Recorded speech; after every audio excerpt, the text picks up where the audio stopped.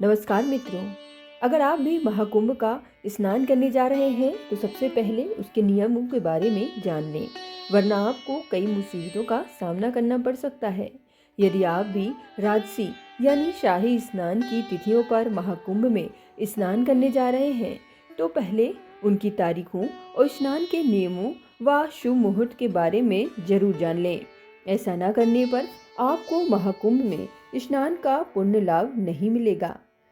मान्यता है कि महाकुंभ के दौरान नक्षत्रों और ग्रहों की विशेष स्थिति रहती है, जिसकी वजह से संगम का जल काफी पवित्र हो जाता है। इसलिए इस दौरान शाही स्नान करना अत्यंत शुभ माना जाता है। प्रयागराज उन 4 स्थानों में से एक है जहां पर अमृत की बूंदें गिरी थीं। बाकी 3 स्थान हरिद्वार, उज्जैन और नासिक है। प्रयागराज में गंगा, यमुना और सरस्वती नदी का संगम भी है, जिसे त्रिवेणी संगम कहते हैं। मान्यता है कि महाकुंभ के दौरान अगर आप प्रयागराज आकर त्रिवेणी घाट पर स्नान करते हैं तो सारे पाप खत्म हो जाते हैं और मोक्ष की प्राप्ति होती है। इस स्नानों में राजसी स्नान यानी शाही स्नान की तिथियों को बेहद शुभ माना जाता है। साल 2025 आध्यात्मिक नजरिए से बेहद खास है। खास इसलिए क्योंकि इस साल देश विदेश के सबसे बड़े आध्यात्मिक मेले का आयोजन उत्तर प्रदेश के प्रयागराज में होने जा रहा है। इस साल महाकुंभ मेले का आयोजन प्रयागराज में होगा। इस मेले में स्नान का बेहद खास महत्व है। महाकुंभ में देश से ही नहीं बल्कि विदेशों से भी साधु संत के साथ तीर्थयात्री भी पहुंचेंगे। महाकुंभ में शाही स्नान का ज्यादा महत्व है। इस दिन कई तरह के साधु संत गंगा में डुबकी लगाने पहुंचते हैं। साल 2025 में 13 जनवरी से महाकुंभ मेले की शुरुआत हो रही है, जो 26 फरवरी तक चलने वाला है। महाकुंभ में त्रिवेणी संगम यानी गंगा यमुना सरस्वती मिलन के संगम तट पर स्नान किया जाता है। कुंभ के दौरान गंगा स्नान करने से अश्वमेघ यज्ञ के बराबर पुण्य लाभ की प्राप्ति होती है। कुंभ में शाही स्नान भी होता है। ये शाही स्नान करने के लिए दूर दूर से कई तरह के साधु संत पहुंचते हैं। शाही स्नान सिर्फ कुंभ के दौरान ही होता है। कुंभ मेले के दौरान जो भी शाही स्नान करता है उसे जन्म मृत्यु के चक्र से मुक्ति मिल जाती है। इसके साथ ही कई जन्मों के पाप मिट जाते हैं। शाही स्नान ज्यादातर साधु संत ही करते हैं। उसके बाद तीर्थयात्री भी शाही स्नान कर सकते हैं। हालांकि शाही स्नान की कुछ विशेष तिथियां होती हैं। वैसे तो कुंभ के दौरान हर दिन का स्नान शुभ माना जाता है। कुंभ मेले के दौरान त्रिवेणी संगम में डुबकी लगाना सनातन धर्म में अति पवित्र माना गया है। लेकिन इस समय एक महीने में भी कुछ खास तारीखें ऐसी हैं जिन्हें शाही स्नान की तिथि माना गया है। इस बार महाकुंभ में 6 शाही स्नान तिथियां पड़ रही हैं। सबसे पहले आपको बताते हैं कि शाही स्नान की तिथियां क्या क्या हैं।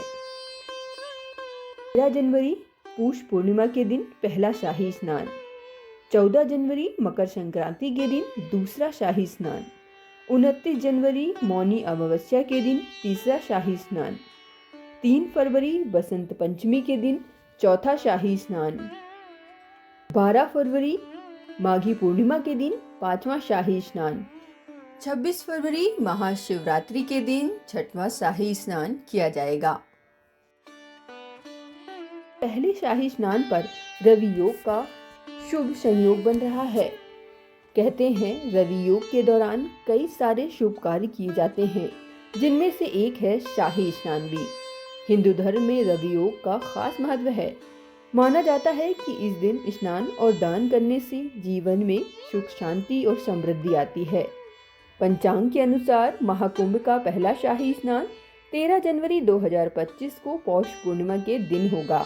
पौष पूर्णिमा की शुरुआत 13 जनवरी 2025 को सुबह 5:03 पर होगी और इस तिथि का समापन 14 जनवरी को रात 3:56 पर होगा। वहीं इस दिन ब्रह्म मुहूर्त सुबह 5:27 से 6:21 तक है। इस दिन विजय मुहूर्त दोपहर 2:15 से दोपहर 2:57। गोधिया मुहूर्त शाम 5:42 से 6:09 तक और निशिता मुहूर्त रात 12:03 से 12:57 तक रहेगा। इस मुहूर्त में पहला शाही स्नान मकर संक्रांति के दिन भी किया जा सकता है। चलिए अब आपको बताते हैं शाही स्नान करने के नियम क्या क्या हैं। दरअसल शाही स्नान के लिए कुछ खास नियम बनाए गए हैं जिनका पालन करना बेहद जरूरी होता है।